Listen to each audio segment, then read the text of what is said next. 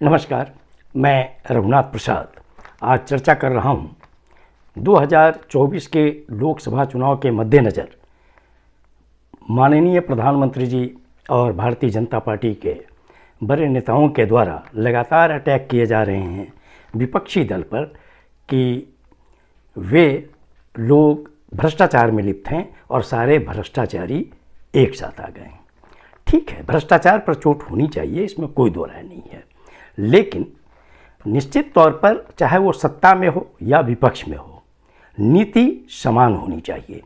मैं आज चर्चा करूंगा भारतीय जनता पार्टी के उन नेताओं के संबंध में जिन पर कभी न कभी भारतीय जनता पार्टी के द्वारा भी आरोप लगाए जाते रहे हैं कि वे भ्रष्टाचार में लिप्त हैं, और जब वे भारतीय जनता पार्टी में आ गए तो उन्हें बहुत ही सम्मानजनक पदों पर रखा गया।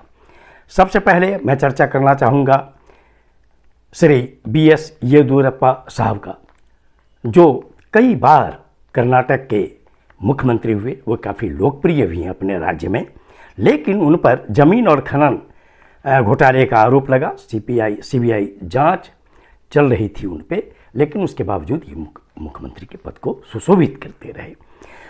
कर्नाटका में रेड्डी बंधु बहुत ही प्रचलित नाम है, जिनके ऊपर खनन घोटाला के मामले में जांच चलती रही। आज भी वे एक सम्मानित नेता के रूप में कर्नाटक में हैं, उनका काफ़ी प्रभाव भी है अपने क्षेत्र में। श्री हिमंत बिस्वा शर्मा, जो 5 वर्षों तक कैबिनेट मिनिस्टर भी रहे कांग्रेस पार्टी से आने के बाद भारतीय जनता पार्टी में, और पिछला जो चुनाव हुआ असम का, तो उसमें भारतीय जनता पार्टी ने उन्हें मुख्यमंत्री पद सौंपा। श्री शर्मा पर जितने आरोप थे, उन आरोपों के संबंध में भारतीय जनता पार्टी ने एक समय बुकलेट भी जारी किया था, लेकिन आज न केवल वे असम के मुख्यमंत्री हैं, वरन नॉर्थ ईस्ट के भारतीय जनता पार्टी के ये कहिए कि वो कोऑर्डिनेटर हैं। मध्य प्रदेश का जो व्यापक घोटाला है, इसमें भी CBI जांच चल रही है। इसमें कई दर्जन लोगों की मृत्यु हुई है, जो रहस्य के घेरे में कई पत्रिकाओं में ये छपते रहे हैं, लेकिन आज भी मध्य प्रदेश का ये मामला पूरे देश के लिए चर्चा का विषय है।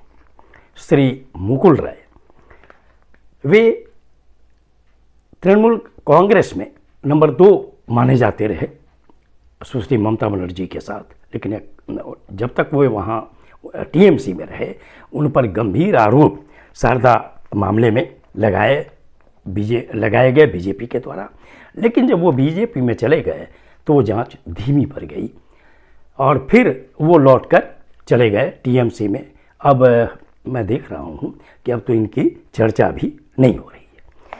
श्री पोखरियाल निशंक साहब, श्री रमेश पोखरियाल निशंक साहब अभिमाननीय केंद्रीय मंत्री के पद पर हैं, लेकिन जब वे उत्तराखंड में मुख्यमंत्री थे तो इन पर भी भूमि और पनबिजली के आरोप लगे थे। श्री नारायण राणे, इन पर भी धन शोधन और भूमि घोटाले का आरोप लगा, परंतु BJP में जाने के बाद वे आज भी केंद्र सरकार में मंत्री के पद को सुशोभित कर रहे हैं। श्री शुभेंदु अधिकारी जब महत्वपूर्ण कैबिनेट मिनिस्टर हुआ करते थे पश्चिम बंगाल में TMC की सरकार में, तो उन पर भी शारदा घोटाले का आरोप लगा भारतीय जनता पार्टी के द्वारा। लेकिन जब वो BJP में चले गए तो आज वे पश्चिम बंगाल के विधानसभा में नेता प्रतिपक्ष हैं भारतीय जनता पार्टी की ओर से। इसके अतिरिक्त अन्य भी नाम हैं, श्री जितेंद्र तिवारी, श्री प्रवीण डारेकर, ये एक बंगाल के हैं और एक मुंबई के हैं। इन लोगों पर भी आरोप लगे, लेकिन भारतीय जनता पार्टी में चले जाने के बाद इनका ये भी अच्छे पद को सुशोभित कर रहे हैं।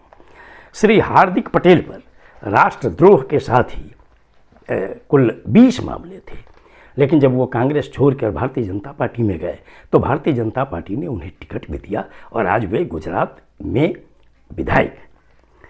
और अभी जो ताज़ी घटना घटी है महाराष्ट्र में, उप मुख्यमंत्री के पद पर आए हैं श्री अजित पवार, मंत्री के रूप में श्री छगन भुजबल, श्री मुशर्रफ साहब और अन्य लोग जो हैं, उनमें ये ताज़ा उदाहरण है कि इन पर भी कई तरह के आरोप हैं। लेकिन भारतीय जनता पार्टी ने श्री अजित पवार सहित 9 विधायकों को मंत्री पद सौंपा।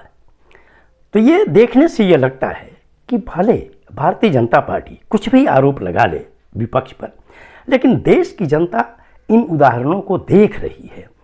मैं समझता हूँ कि जो भ्रष्टाचार के आरोप हैं, चाहे वो सत्ता पक्ष के लोग हों या विपक्ष के लोग हों, उन पर समान नीति अख्तियार की जाने से मुझे लगता है कि इसका एक सकारात्मक संदेश देश में जाता। लेकिन ये जो नहीं हो पा रहा है, और मैंने जिन लोगों के नाम बतलाए महत्वपूर्ण पदों को बीजेपी में रहते हुए सुशोभित कर रहे हैं, तो लगता है कि विभिन्न चैनलों पर जो डिबेट में विपक्षी प्रवक्ता के द्वारा कहा जाता है या विपक्ष के नेतागण जो पब्लिक मीटिंग में कहा करते हैं कि भारतीय जनता पार्टी के पास ऐसी वॉशिंग मशीन है कि वहाँ कोई भी जब जाता है ज्वाइन करने, जिन पर आरोप लगे रहते हैं पहले से, तो वो दाग धुल जाते हैं।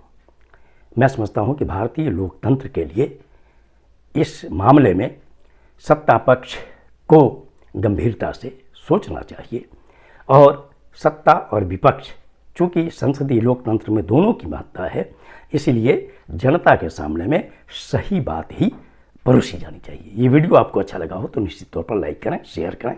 अब तक आपने मेरे चैनल को सब्सक्राइब नहीं किया तो सब्सक्राइब करें, बेल आइकन को टच करें, ताकि मेरे हर आने वाले वीडियो का नोटिफिकेशन आपको तुरंत मिल जाए।